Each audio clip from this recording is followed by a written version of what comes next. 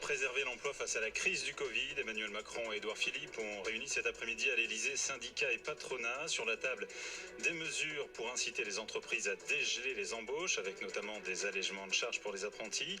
Les entreprises qui recruteront un apprenti d'ici février prochain vont bénéficier d'une aide de 8 000 € pour les majeurs, l'aide élargie, et 5 000 € pour les mineurs, annonce la ministre du Travail, Muriel Pénicaud.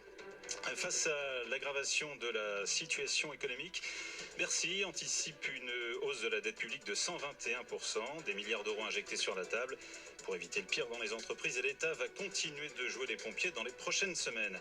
Plusieurs rassemblements de soignants cet après-midi en France pour réclamer plus de moyens dans les hôpitaux, 10 jours après le lancement du Ségur de la santé. Un Ségur de la santé qualifié d'imposture, un appel à la grève nationale a été lancé pour le 16 juin prochain. Il n'était peut-être pas pote avec la religion, mais avec Dieu.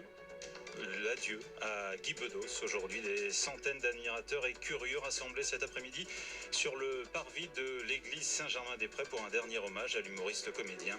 De nombreuses personnalités du monde du spectacle étaient présentes. Guy Bedos, décédé la semaine dernière à l'âge de 85 ans. France Info.